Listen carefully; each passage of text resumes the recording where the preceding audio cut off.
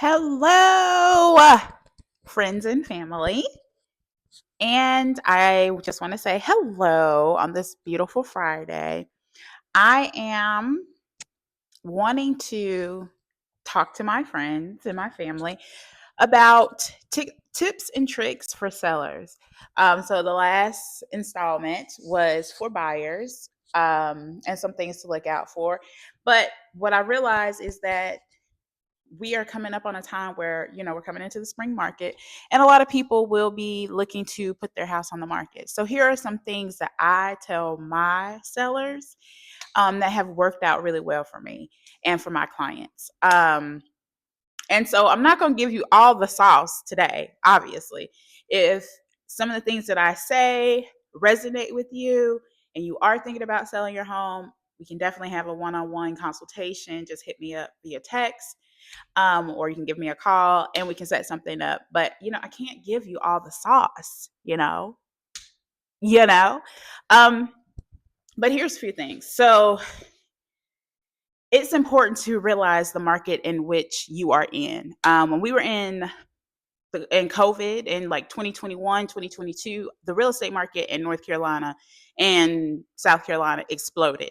I mean, we were seeing $20,000 over list price. We were seeing due diligence or earnest money deposits for hundreds of thousands of dollars. And in some cases, people had to walk away and lost that money. That was just how intense the market was. Now, fast forward to 2025. Not so much, girl. Not so much anymore. But that does not mean that you cannot get the price that you want or very close to the price. So, what I'm going to tell my sellers, obviously, watch the market, watch your neighborhood, and be mindful of condition differences. If your neighbor's house is completely renovated and yours has not been renovated at all, that makes a difference. If your neighbor's house is 1,000 square feet bigger than yours, that makes a difference. If your neighbor's house is 1,000 square feet smaller than yours, that makes a huge difference.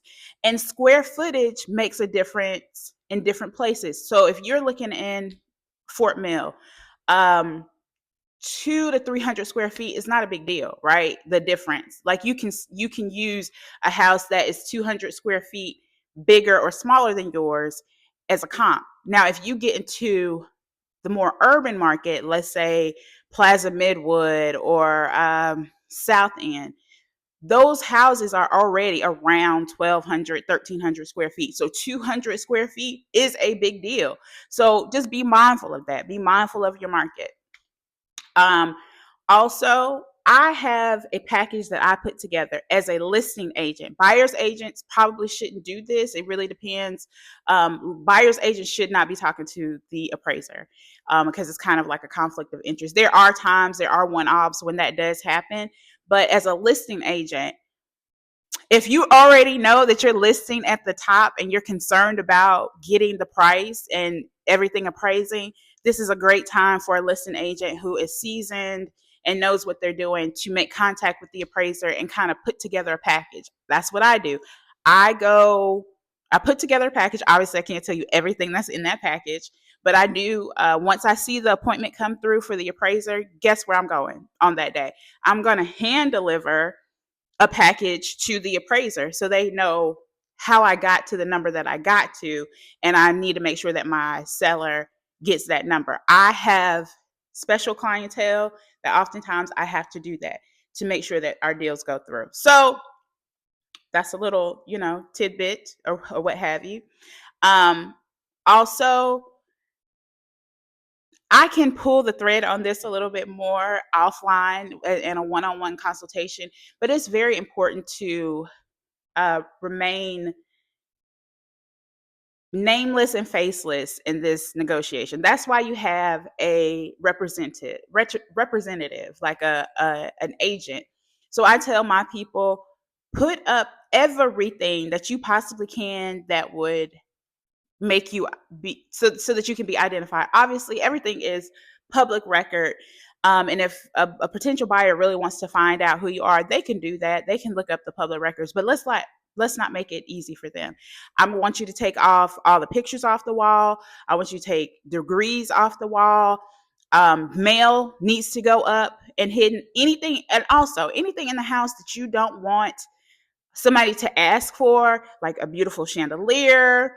Those things need to be gone. You don't want buyers to see those things because they get used to seeing them and they think that it's coming with the house.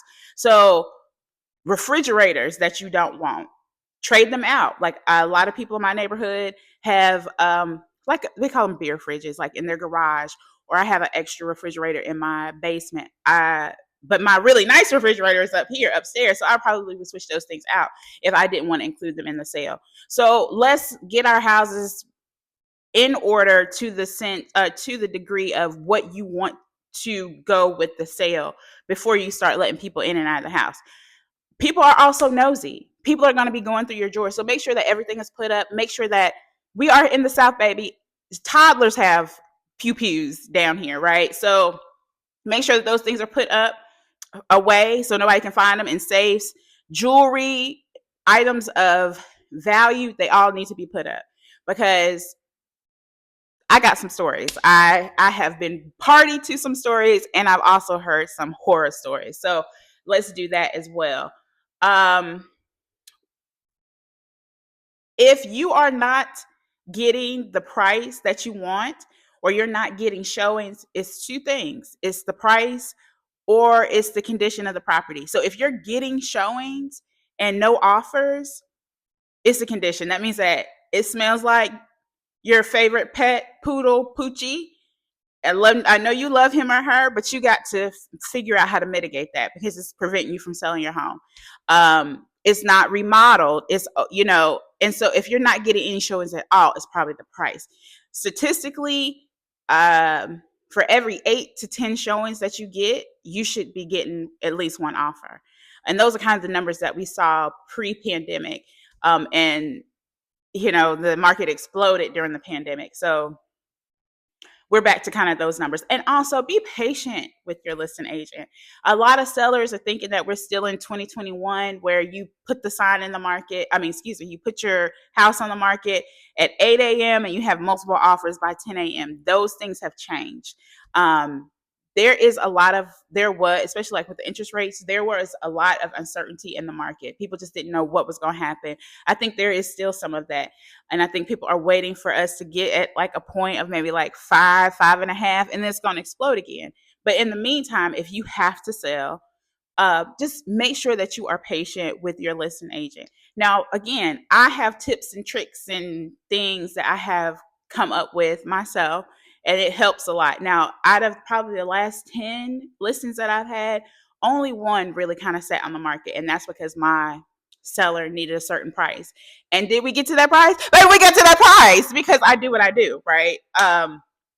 But and out of the last 10 listings I've had, they have gone within 14 days, which very, very happy for my sellers, but also that's not by accident. And you have to also think about your markets. Anything in Charlotte, for the most part, in the belt, the 485 belt, it's going to go very quickly. When you start to look in more rural areas like Lancaster, maybe Kannapolis, some of those things are going to sit on the market. You just have to be realistic about your expectations. It used to be list to close was probably like during the pandemic, probably like 30 days, but we're seeing those numbers creep up. In a healthy market, it's probably like 90 days. So just be mindful. Also, I would love to share, I have a whole thing that I do.